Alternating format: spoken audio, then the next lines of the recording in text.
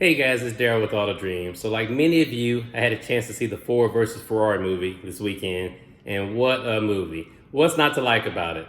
Cool cars, big name actors, an iconic David versus Goliath story.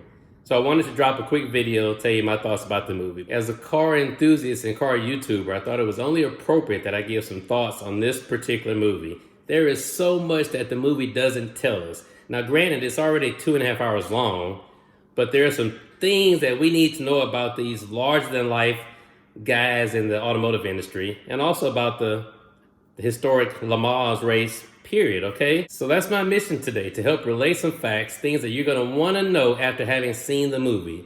So keep in mind, there are spoilers in what I'm about to talk about. So if you haven't seen the movie yet, you may want to pause this video, bookmark it, subscribe to the channel, whatever. Come back to it after you've seen the movie. But first and foremost, please give this video a thumbs up. Please share, comment, and most importantly, subscribe. It helps to support the overall growth of this channel. Definitely stick around to the end of this video, because at the theater I went to, outside there was a fine display of automobiles. Everything from the older Ford Falcon to the more modern Ford Mustang and even Ferrari. So I'm going to do a walk around and show you some of those cool cars. So let's get right to it.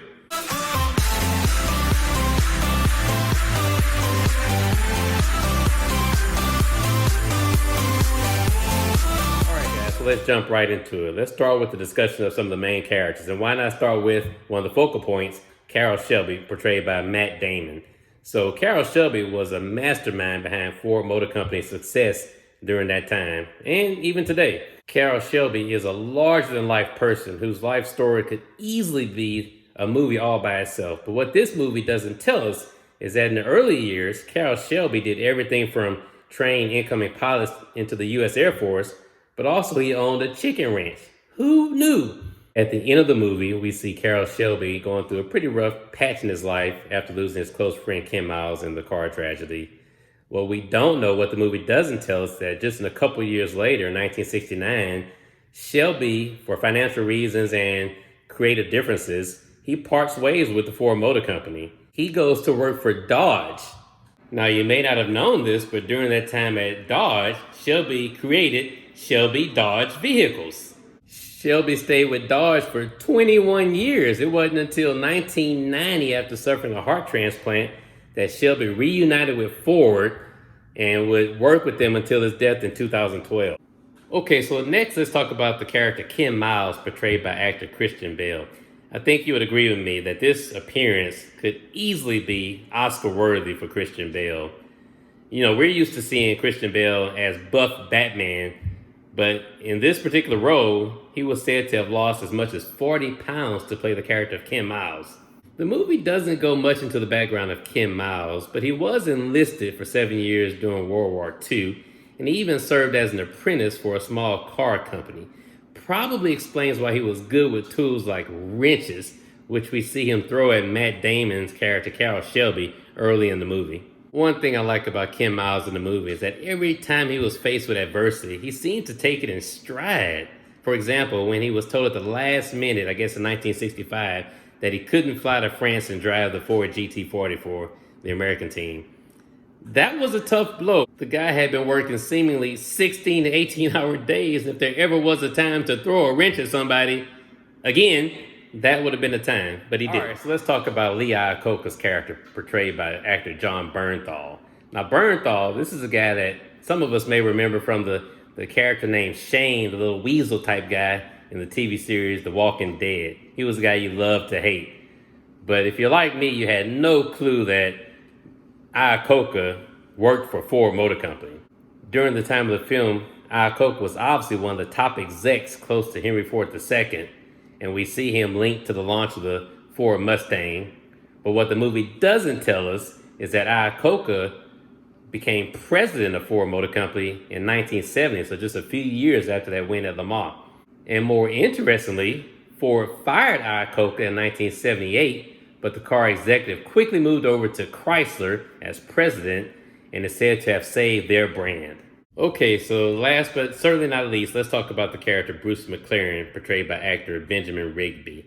So here's another larger-than-life character, guys. This could easily be a standalone movie about the life of Bruce McLaren. But other than his name being mentioned a few times throughout the movie, and us seeing at the very end that he did win the 1966 Le Mans over Ken Miles due to a technicality, not a lot is really said about the character of Bruce McLaren. Bruce McLaren is a New Zealander. At the time of the 1966 race, he was only 28 years old. He was a car designer, a driver, an engineer, and an inventor. What the movie doesn't tell us is that just a short few years later, 4 years later to be exact, Bruce McLaren died in a similar type of accident like Ken Miles, testing out one of his new cars on a track in England. Bruce's legacy certainly lives on today. McLaren is more of a household name, and sales for McLaren cars appear to be very healthy now. Okay guys, let's switch gears and talk about a few things that the movie didn't tell us about the actual race itself, the 24-hour Le Mans.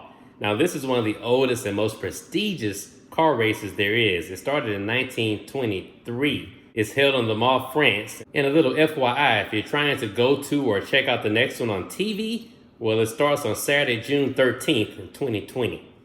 So as you can see in the movie, there were a lot of cars that entered the race but didn't finish the race, primarily due to mechanical reasons. Drivers were pushing these cars literally to the limit. And so the strategy for teams and countries back then were to enter as many of their cars as possible into the race, knowing that many of them would not finish. Now, the year that we actually see Ford win his first Le Mans in 1966, there were actually 6 of the Ford GT40 cars entered into the race. Each car had 2 drivers, so in the movie, when we see Ken Miles get out the car, rest for a little while, and another person come get in the car to drive it, well, that was his driving partner, Chris Amon. Now, here's an interesting fact, but one of the 6 Ford GT40 cars driven by an American team was driven by a guy by the name of Mario Andretti. Now, I don't recall the movie mentioning his name, but if it did, maybe I missed it. But wouldn't it have been nice to have known that Mario Andretti, the legend, the GOAT, the guru of car racing, was actually one of the drivers? But once again, like I said, maybe I missed it. So if I did, please be sure and drop a comment and let me know. Okay? Now, another interesting note is that not all the countries or teams use cars from their country. Okay, so a couple of the American teams didn't use the Ford GT40. One used a Chevrolet and another used a Ferrari. And likewise, not all the Italian teams used just solely Ferraris. One Italian team used Chevrolet. Here is an interesting fact. I didn't expect this one to be in the movie, but if you're like me, you're probably wondering, where was Lamborghini? Lamborghini, you know, right? Where were they during that 1966 race at Le Mans? Well, the short answer is Lamborghini only began as a car company in 1963, a few years earlier. So they were not thinking about racing at that time. Matter of fact, Lamborghini didn't race for the first time at Le Mans until 2006. Well, here's an interesting fact that moviegoers may not have known about that final race. So when Ken Miles had to come in for an abrupt pit stop, an unplanned pit stop to change out the brake assemblies, and he found himself down 2 to 3 laps behind Bandini, the Ferrari driver, and you're like me, you're wondering, well, how's he going to make up 2 or 3 laps? The cars are about the same speed. Well, they actually weren't. The Ford GT40 was a faster car by far. It had 475 horsepower. The Ferrari car, the 330 P3, only had about 420 horsepower. So that horsepower difference is what allowed Ken Miles to make up that difference and catch Bandini. But I'm at Star Cinema Grill, Houston, Texas.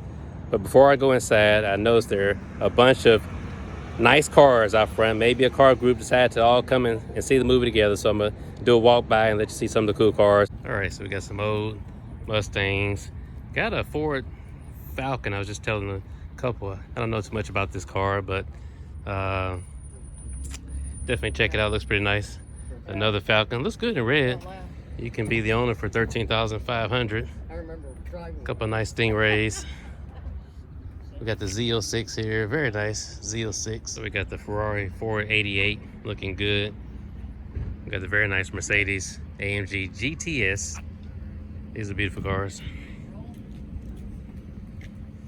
Check out some of these Mustangs. Got a couple 5.0s. Pretty green color. More 5.0s. Got the GT. Got the Boss 302 in red. That's really nice. Oh yeah, good old Cobra. Back in the day, everybody wanted the Cobra. Supercharged 5.0 in silver.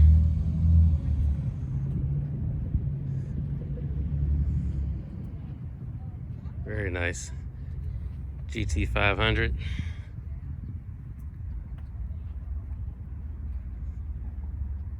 Here's a Shelby GT 350, guys. That's really nice. You don't see too many of those. GT 350. Right next to a Shelby GT 500. And a Boss 302. Guys, check out this yellow Cutlass. Looks like a 1970. Man, tires were small back then, probably 13-inch wheels.